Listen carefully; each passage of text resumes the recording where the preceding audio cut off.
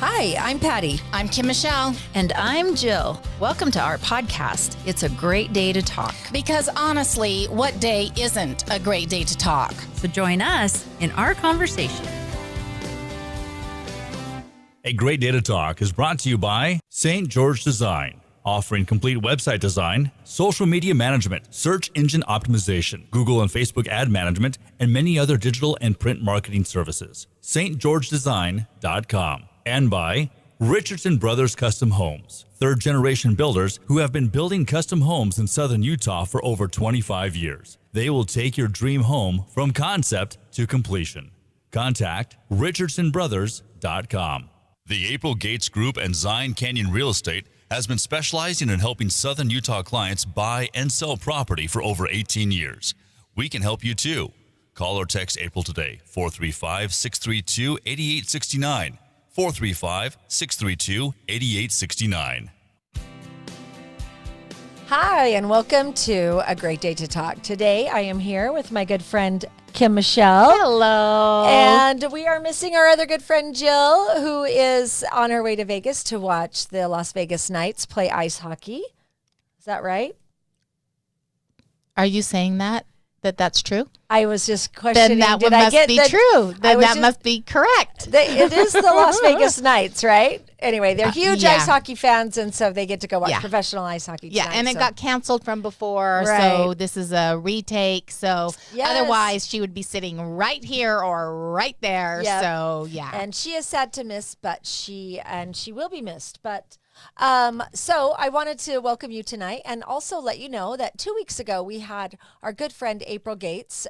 She is a realtor for ERA brokers, and she specializes in, actually she's a specialist at anything you right. ask. She's We just call amazing. her the specialist. Yeah, she is the I think specialist. that's a movie, for actually, sure. too. Maybe. Not very good, though, so we're not going to mention that. Realtor specialist, but she has lived in Springdale, so she has worked a lot clients within Zion National Park and La Verkin and Tokerville and Hurricane and the St. George and the greater Washington County area. Well, 2 weeks ago, she was on our podcast talking about Markets. The market, yeah. Yeah, in general and specifically here, and what makes a hot market and all that Right. kind of good stuff. And Yep. and kind of just explaining a little bit about what we've seen in southern Utah as far as the market has just gone a little bit wild. Yeah. Booming. And she has a home that she is the agent on in the Parade of Homes, and she gave away Parade of Home tickets on our show. And the winners tonight for her Parade of Home tickets are Angela Glazier. If you can pronounce it, then you're the winner. I am sorry, Glazier, and I've had a student with that last name, Glazier, and I think we said Glazier. Anyway, Angela, and then also Deanna Bringhurst, which is one of your friends, Kim Michelle. My dear friend. And they were the two winners of the Parade of Homes tickets, and the Parade of Homes starts this Friday. Yeah. And they're usually So how did they go about getting those tickets? So April will reach them. Okay. Yeah. All right. So April Gates is one of our sponsors on our podcast, and one of our fabulous listeners, but as well a supporter. And so she will be coming back in the next couple months to talk about the market again and a little bit of spring cleaning. Yeah. Yes. As well as how to stage your home if you are selling. And so anyway, she has been a great asset to our podcast. We were happy to have her on. We just did dinner with Deanna.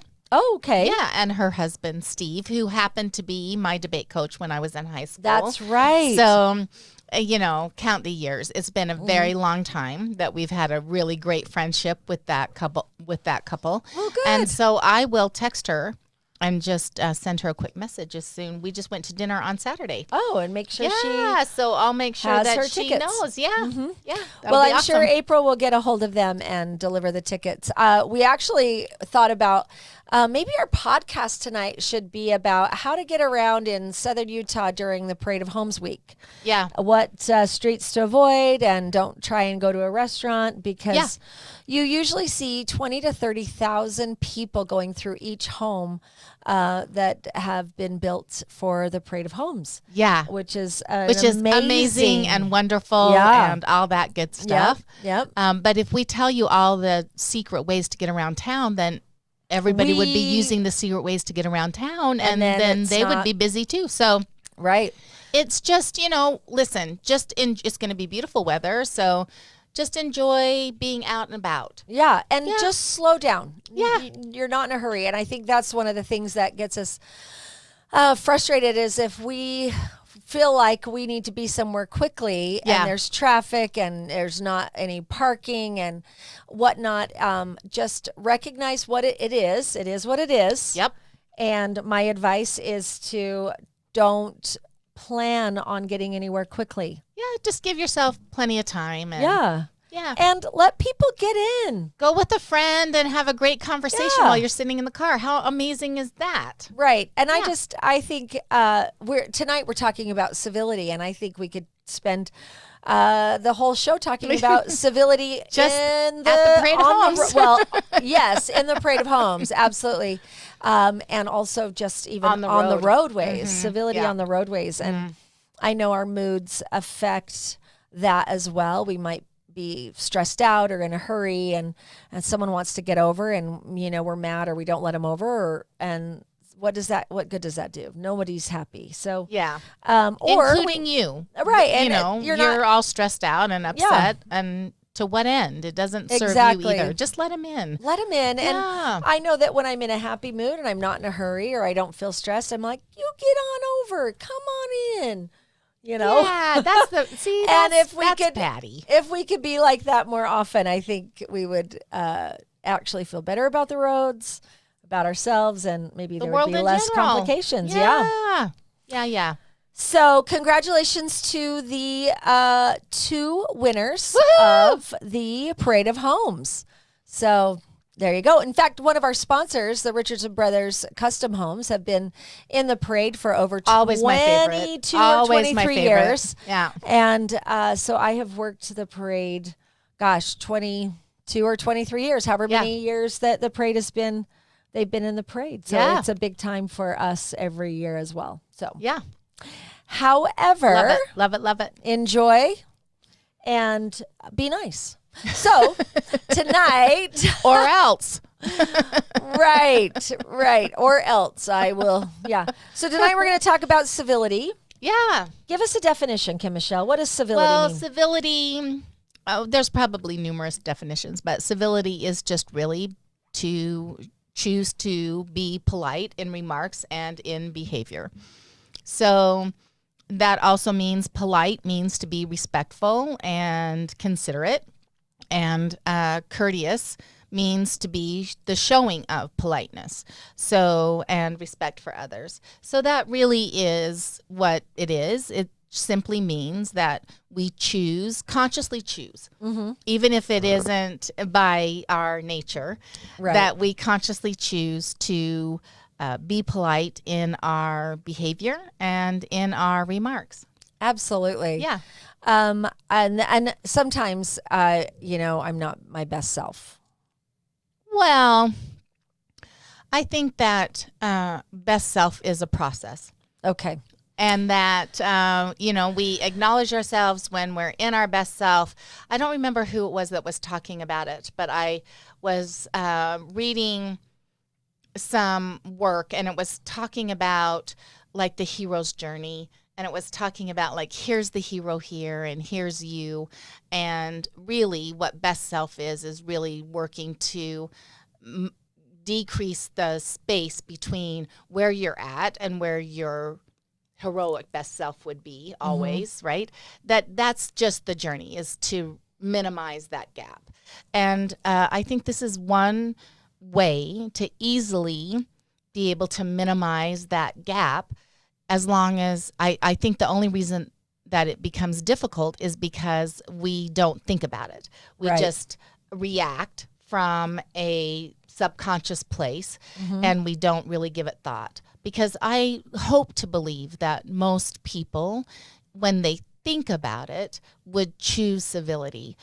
And at the same time, there's so many examples around us that I think are indicators of a lack of civility at some level. For sure. And we were talking about, as teachers, we leave our cars in the morning and we're carrying our water bottle, our hot tea, our bag, our purse, books, whatever, and then keys to try and get in the building. And my door isn't unlocked, the side I go in. So I have to get my key out and actually open the door. Can you get in your door? Are all your doors open at your school? So my doors are open. But I'm like you. I'm totally loaded up to the max. Sure. And so I'm trying to somehow finagle my getting the door open and somehow nudging something in there, an elbow or a foot or, maybe part of my bag or something to hold the door open while I continue to swing it open the rest of the way. Right. And there are students around when I'm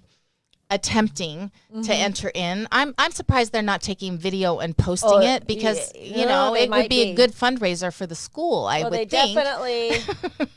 They definitely might be. It really would be. Like, right. Well, exactly. Yeah.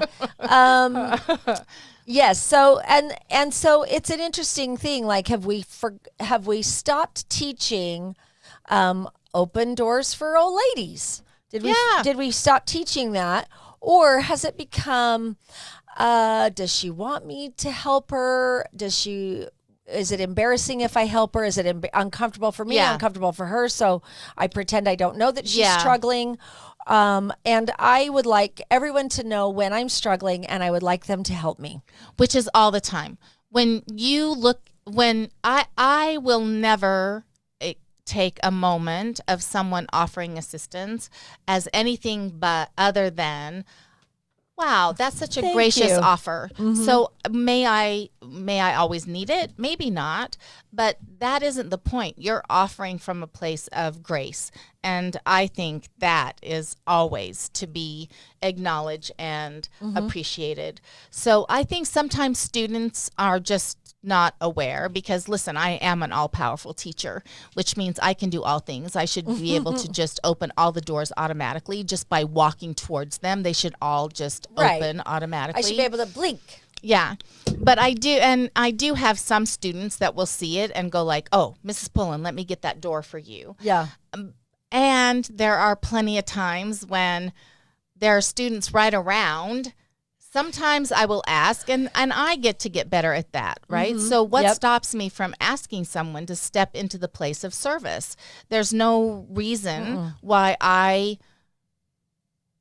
don't give those students the opportunity to be of that kind of service, other than I think, well, I shouldn't have to ask, which is crazy in and of itself, because I could give them the opportunity to be in service. And then when they do that, I can be so appreciative and thank them for that. So that's a good notice for me. That is like, hey, do you mind grabbing that door for me? Grab the door. I've got all my stuff. There's no reason not to do that. And I've definitely done both. I've maneuvered it. I think sometimes when students know me, they're more likely to help. But if they don't know me, that might be uncomfortable for them. Yeah. But we've got to figure out how to take that awkward out. Do we need to be explicit? Listen, if you see someone that you can hold the door open for, you always do that. Do we need explicit in that training? For me, I think that there's a time for us to come back now and say, I think for whatever reason, we have made it okay to be totally separate from one another. I think COVID is a part of that, to embrace our separateness from one another. And I think this is an opportunity for us to embrace that it's okay for us to now reconnect, because that connectedness is an inherent desire of every spiritual human person, which is every person in the universe. Well, it's important for our survival as a species. Yeah, exactly. And so sometimes when a student will see me clear down from the parking lot coming up the sidewalk, they'll wait for me and they'll hold the door, and I don't even know that student half the time. And that's so appreciative. And I make sure that I acknowledge them and thank them for that. Sure. And I think that's important as well. Right. But I think maybe we do need to actually reteach what it means to be in connected relationship with each other. Well, and now I agree, and I think that we have become super casual, not only in our language, but with each other. And I remember going to etiquette training as a kid and learning which fork to use and put a napkin on your lap and make eye contact when you're talking to people. And there were just so many of those formal teachings as a child and as a teen child.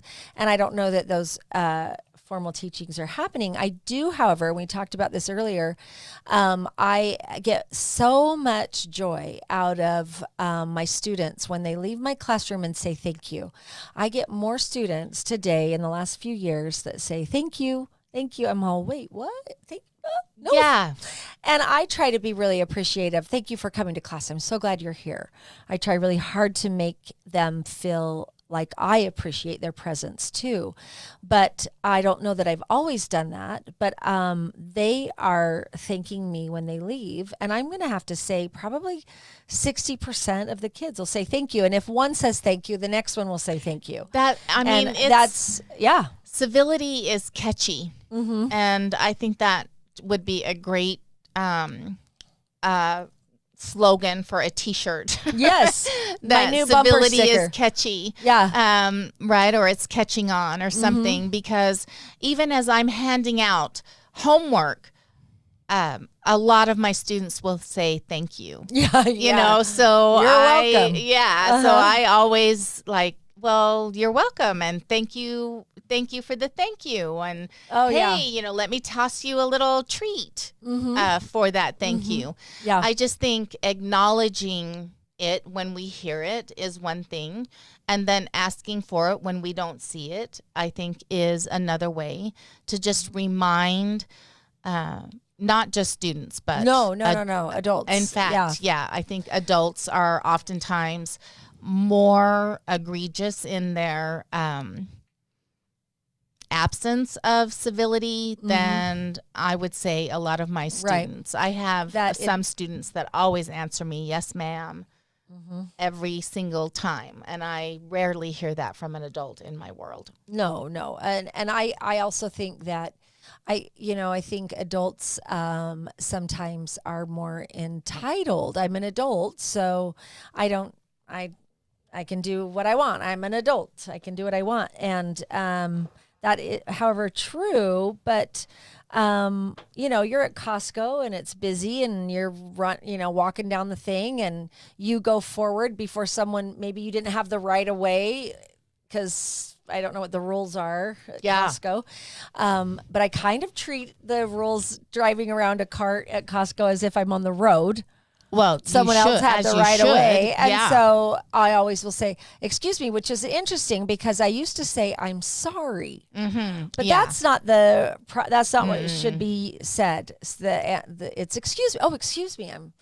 I was in your way. Excuse me, out of the way. Yeah. I'm sorry. That's not, I don't know why I default to, I'm sorry. And I think we talked about this in a podcast a while ago, is that we default to I'm sorry, which isn't really necessary. And by the way, today is our 40th podcast. Well, look at that. Yeah. Thank you from our listener. The same as my how old I am. Yes, you're 40, I'm 40, and this is our 40th podcast. That's an example of civility right there. And our good friend Jill is driving to Vegas right now and posting on our podcast live right now, and she just offered civility is contagious. Yeah. And that is the case. If someone's civil to me, I am forced to be civil back. And even if maybe I don't want to be.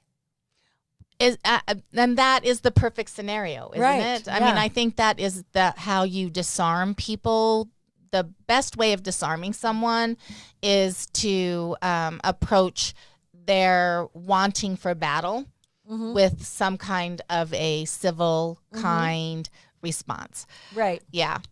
And Right. Scott, I think, posts something really interesting here too about, is it possible to be civil in social media?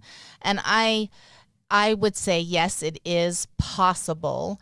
I think that I had mentioned to you that I left a group that I've been a part of for a long time, a group of intimate people.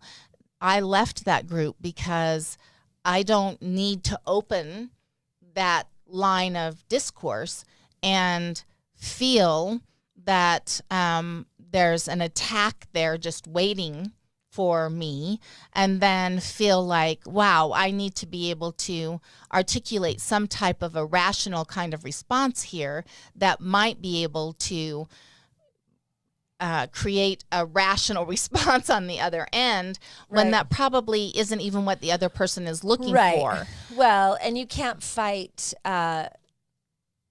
anyone who's illogical or not open to another side or another perspective. And we talked about that with just civil discourse. Like, how can we disagree civilly, but also be open to hearing that other side? Yeah.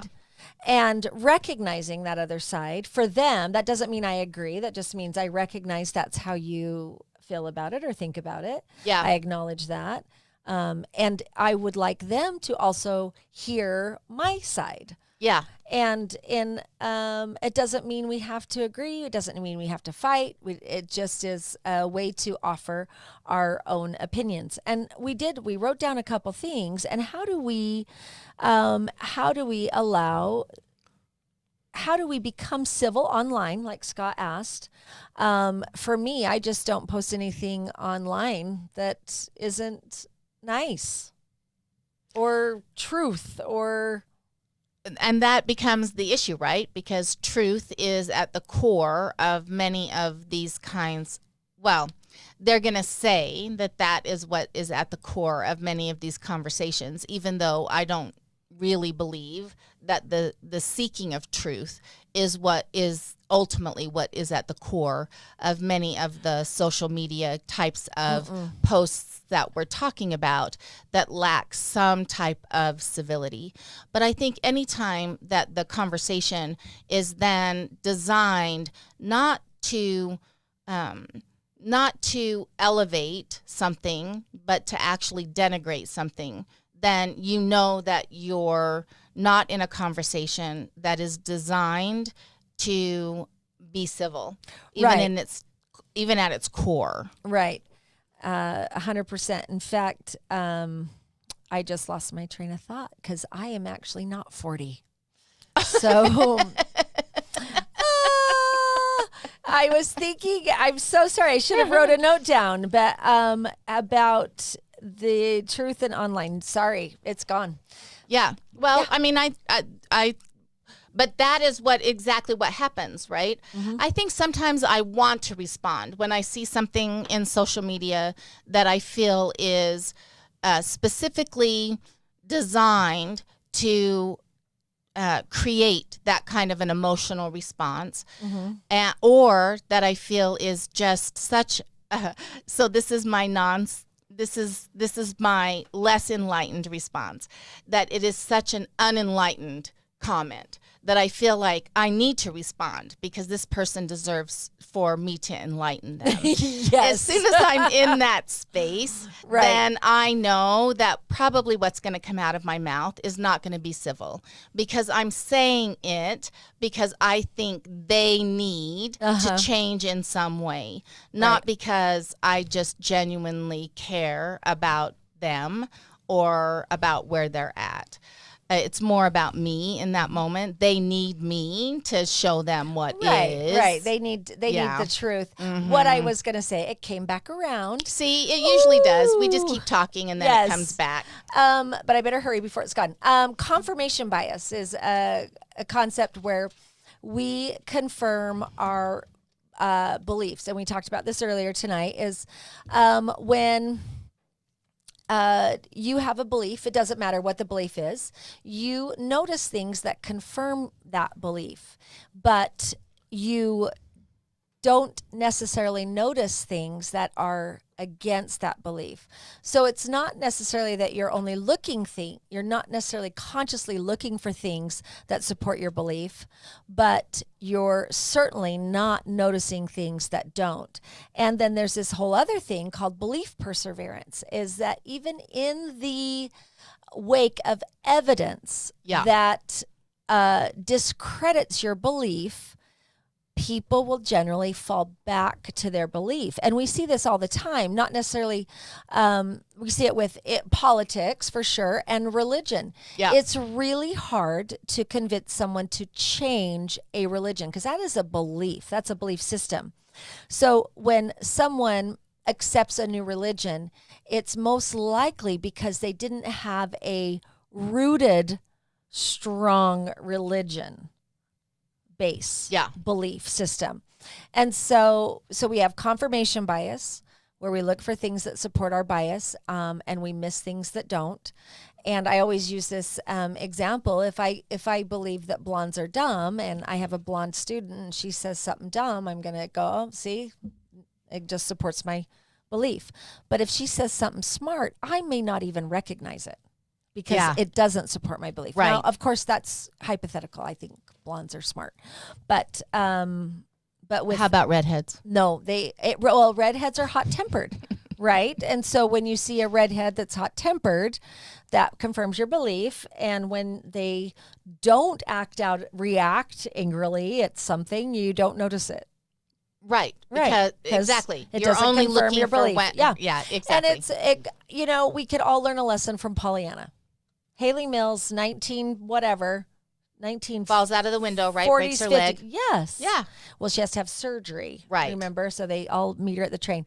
But the Pollyanna issue is, if you look for the good, you'll find it. If you look for the bad, you'll find it. Mm-hmm. So whatever's on your mind, and we talked about that as well. But confirmation bias is a little bit more unconscious, and so is belief perseverance. Yeah. It's not people aren't necessarily conscious about that. So yeah, and I think the reason why it's so difficult to have those kinds of conversations is because if someone has somehow created part of their identity around that kind of an issue, then when you challenge that, what's really being challenged is the identity that they have created about themselves, and that is deep. Folks. Yeah, absolutely. So it isn't really even at that point around the issue. It's around, what am I saying this says about who I am, if in fact what I have believed to be true is not in fact true. So I think a lot of the times when people respond, they're responding from that space. But I think, and so I get all of that. I think the bigger issue is, how did we get to the point where it's okay for some of the things to be said that are being said, that it's okay for someone who disagrees with you to then just be hauled out? Yeah. You know, I mean, I think discourse, my husband and I, we both have been in the debate world forever and love the idea of discourse and conversation, and let's take an issue and let's break it down and let's build it back up and let's do all of that. Let's dissect it. And I think there's nothing better than that, actually. But it didn't seem before to be so personal, and now everything has become so personal. If I disagree with you on an issue, now I'm some kind of idiot, moron, add whatever bully, adjective you want to add there, right? Even political parties, you can't even just be part of a political party. It is now you're part of that political party. Or you're so far right or you're so far left, which isn't the thing. Like you can be right, which most of Americans are. Most Americans are in the middle somewhere. Right. On most issues. Yes. Uh-huh. Yeah. And a lot of people might have an issue that they're in the middle on, but don't even know which side supports that issue. I think that's also something. I love that Scott mentioned cognitive dissonance, and it's also contagious. And a lot of people, I just was teaching about cognitive dissonance this last week, where our beliefs and our behaviors don't match. And so if we have a belief about something, but then our behavior doesn't support that belief, we usually change our beliefs because it's easier than changing a behavior. Yeah. A common one is, smoking. Anyone who smokes knows this. We all know that smoking's not bad or not good for us, right? We all know that smoking's unhealthy.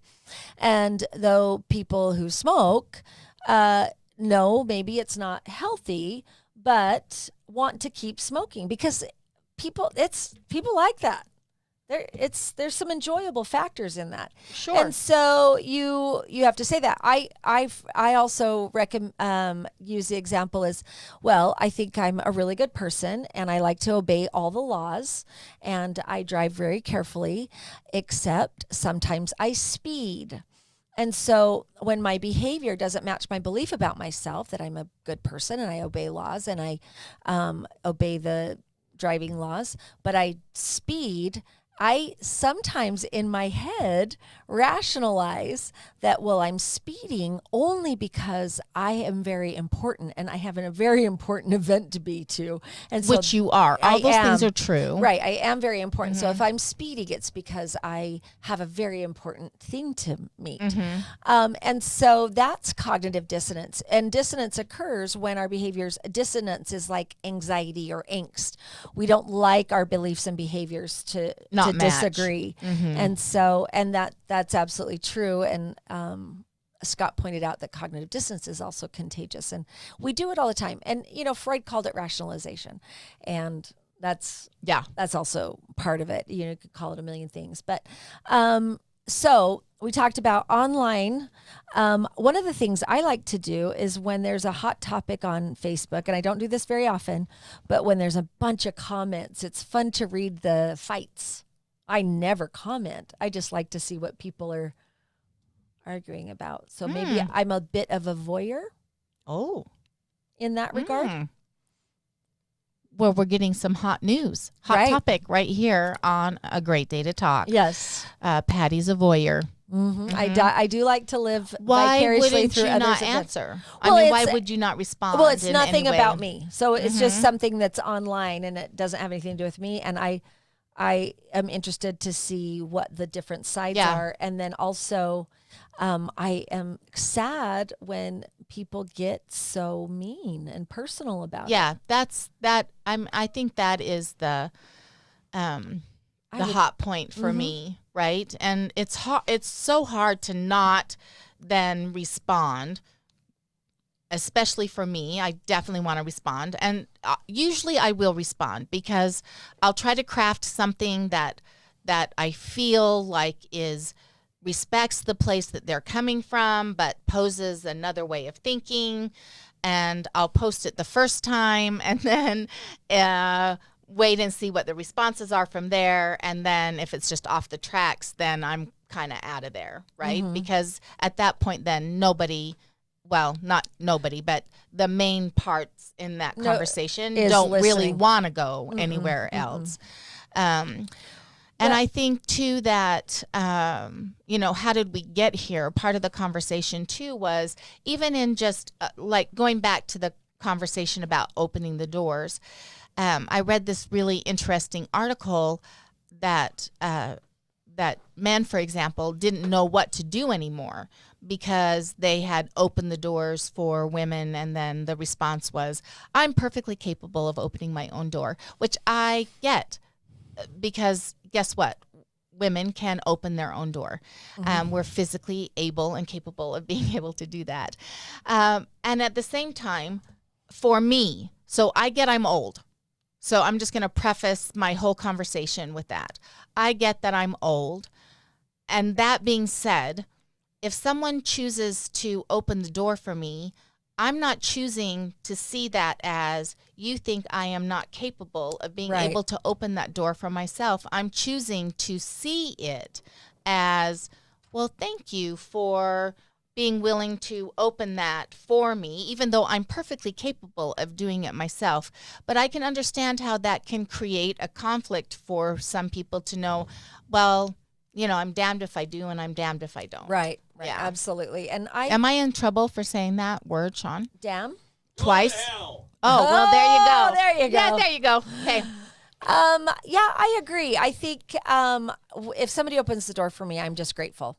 And I don't think that they're opening the door because they think I'm incapable. Yeah. And so having the mindset, I think if we go into almost everything with this person has good intentions. Yes, I think that If that's is where we the start, key.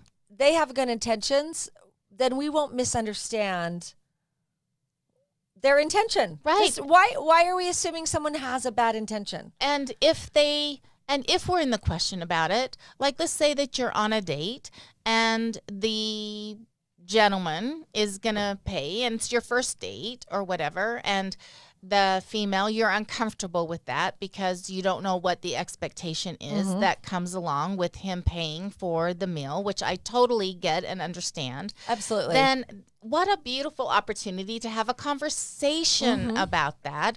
Not an interrogation, not an accusation, but simply a conversation about thanking them for a willingness to do that, and a conversation that says I would feel more comfortable paying for my own part of my bill so that there's no expectation here, and so that we can just simply move forward having a great conversation without any expectation of what any quid pro quo or anything else that's supposed to happen here. I just think coming from that place of I'm going to assume, and I know that that isn't always the case, but in most situations, I don't think people's intention is to hurt you. I don't either. And I also think that the dating rules are so different today, of course, than they were, 100 years ago when I was dating. But that was only 70 years for 70 you. 70 years for me, 100 and for you. Scott. But I think that if whoever asked the person out, is it protocol that they pay? Like if I asked someone out on a date, hey, I would like to take you bowling, I'm planning on taking them bowling and paying because I'm taking them. Because you initiated the ask. Yes. I think. Is that still the protocol? I don't know because it has been 100 years and we used to pay with a wooden nickel. So Right. I don't think that still happens. But, but I think if nothing else, it's a great conversation starter, right? Sometimes people don't even know how to start a conversation, and that may be a great way to be able to initiate those kinds of conversations. Right. But I know for my daughter, I would love for her to have somebody who's opening the door on the car for her, not because she's not capable, but because I just think it is honoring her. Yeah. And she might not think that. And she might say, Mom, I don't want that. And I would be like, okay, that's fine. That's for them to figure out as part of that courtship. Yeah. But I just think initiating it initially, I think it's just an opportunity to flesh that out and to have more conversation. Well, and I know with my own girls that, especially with the youngest, when a boy was coming to pick her up or whatever, and they would just text her, "Hey, I'm here," and I'm all, no. You're gonna come to the door. You are going to come to the door, Mom. That's so dumb. No, then you're not leaving. Right, exactly. And I've asked my students this too. I'm like, do you guys literally not go to the door? And it's different. So if they're taking them to junior prom, sure. But if they're just going to hang out, They're like, hey, I'm here to pick you up because we're going to hang out with a group of kids. I'm all, I don't know. So they're, like we talked about, things are just so casual. I said, well, text him back and say he has to come to the door to get you. And I need to meet him before you get to go in any car with anybody. Yeah. And that girl or boy, I don't care. Yep. And so I'm glad we're past that parenting part of my life. Yeah, me too, because I don't even know what the next level would even be. Yeah. But I think that's good too, is that different social settings would have different kinds of parameters and different levels of what would be of formality. Right. Mm-hmm. What would be civil in this particular situation. Mm-hmm. And civility is more formal, and many of our social settings now are very, very casual. Mm-hmm. Even in my classroom. Oh yeah. You know, when students are, when I'm presenting from the front of the room and I can hear students' music in their AirPods. AirPod from the front of the room. Yeah. I don't think it's unreasonable to ask them to not be having their music play while I'm actually teaching from the front of the room. Right, absolutely. I got an email from a student last semester that said, bruh, bruh, you marked me absent today. And I messaged back, bruh, you were absent today. I'm like, who do you think I am? And what have I done to create that kind of casual, informal relationship? Yeah.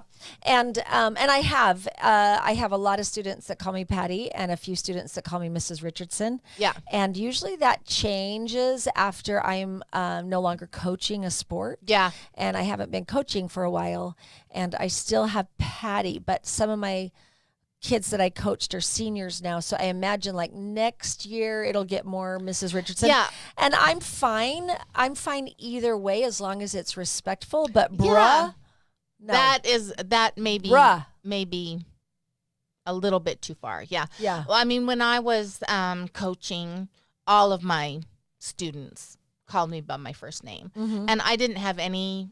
It wasn't even an issue at all. Well, you were also, because I don't think that generates respect, right? No. But that the reason that is an issue, I think, is because that he could be, or she could be sending that to anybody in the universe. And that's probably how they, that's their salutation for any person. That's not going to get you a job. Right. Exactly. Right. Exactly. So we've talked about online civility. We've talked about civility with our students. Mm-hmm. So our workplace, and I know that civility within anyone's workplace is going to be different.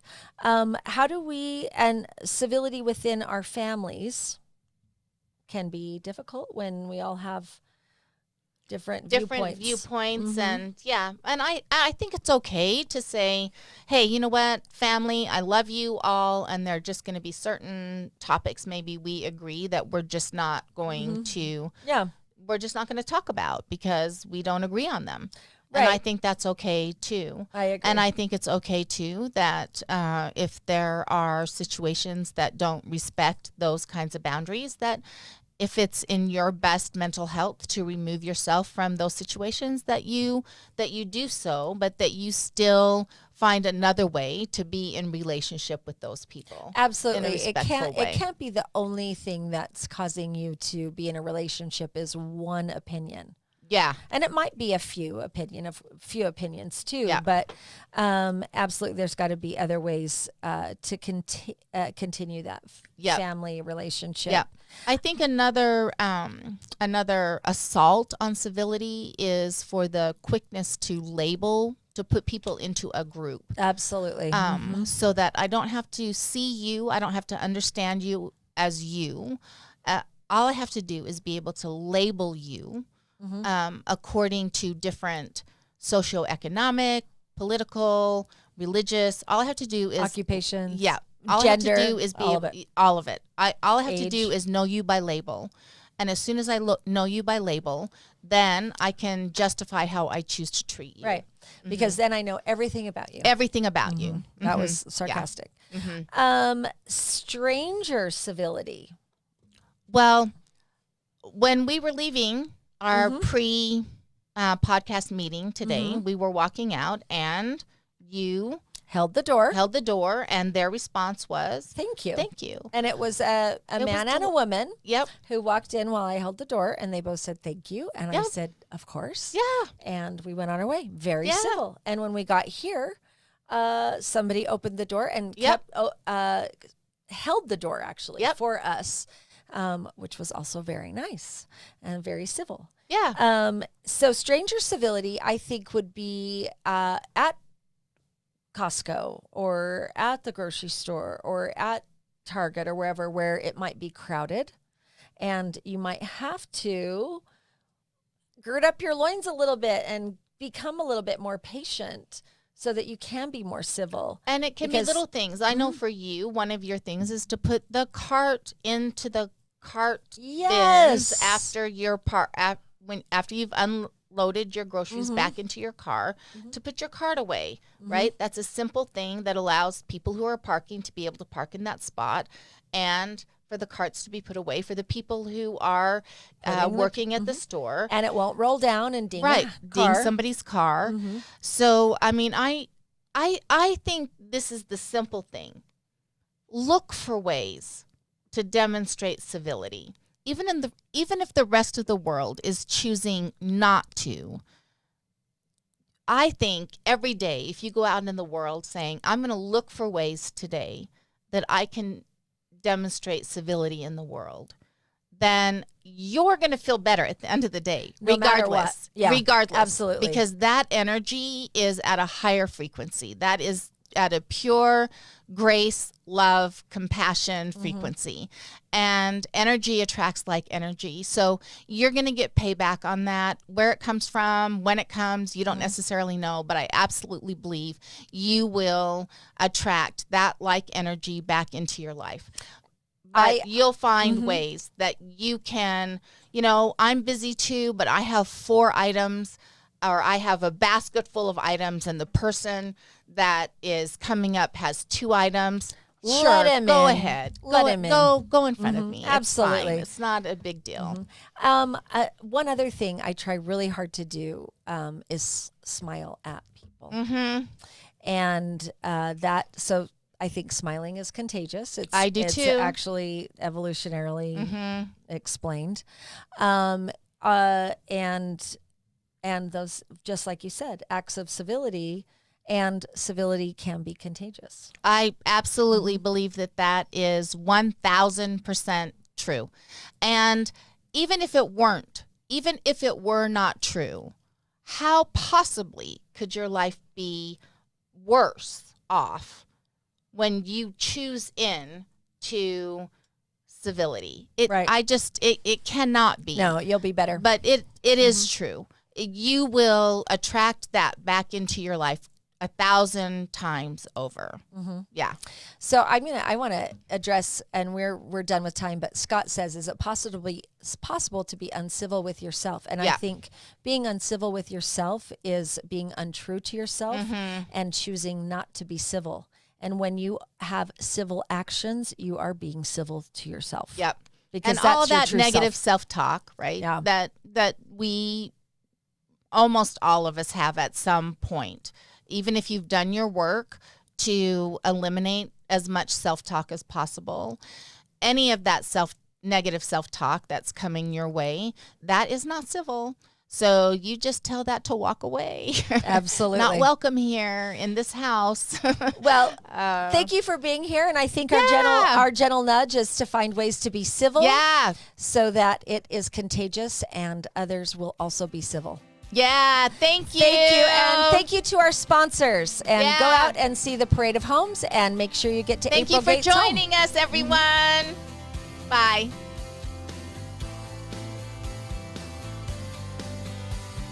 Thanks for listening to It's a Great Day to Talk. Be sure to follow and subscribe to us on your favorite podcast platform. And until next week, Get out there and talk.